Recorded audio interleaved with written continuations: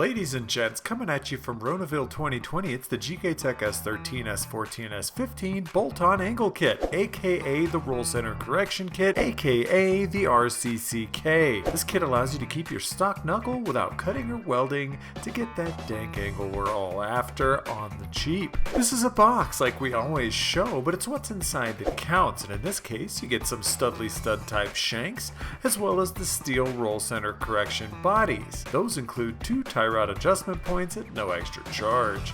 You also get a set of handy instructions with torque specs in case you missed this dope video. Let's chat about those studly stud shanks I mentioned earlier. The one on the left is the ball joint shank, and the one on the right is the tie rod end shank that comes with a small cone that I'll explain in a little bit. These do need a bit of pre-assembly, so thread the ball joint shank onto the main body, then the tie rod shank in as well. One is much larger than the other, so it should be a square peg round hole situation. Don't mess it up. Now imagine a world, if you will, full of options. Options like being able to choose the tie rod end pickup point at will. Amazing, right? Right. As you can see here, there are 2 positions. The position on the left is for you grippy boys out there. It gives you 40 mil bump steer correction, 40 mil roll center correction, and is the furthest position from the ball joint. Got it?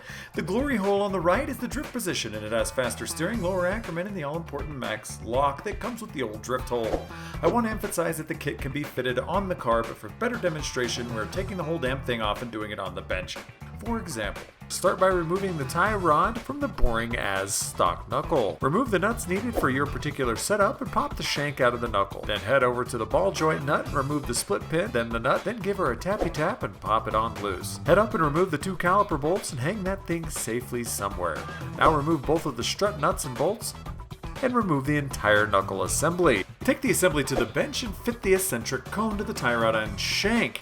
Now the cone is eccentric by design, so don't freak out. We've done that so there's a perfect fit between the ball joint and the tie rod end shank.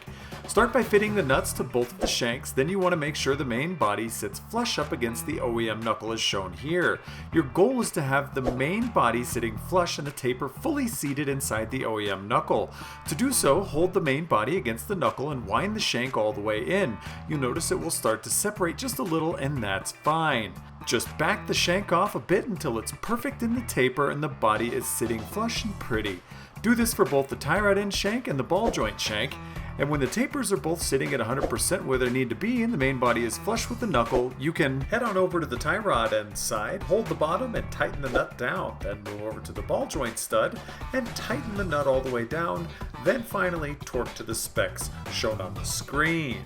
Now, head back over to the tie rod end nut and torque to these specs whilst supporting the bottom as well. Make sure it's regular flush and that the cones are seated all the way before reinstalling. Now toss your knuckle back onto the coilover bracket and tighten the nuts and bolts that hold it on. Then torque to these specs shown right here. Pop the caliper you so gingerly hung up on earlier and thread and tighten, then torque the 2 bolts to these specs shown on the screen. Now head down and pop in the ball joint to the roll center correction kit, then install the nut and tighten. Now once again, torque to the specs shown on the screen. Now install the tie rod end shank from the bottom to the top, then install the nut.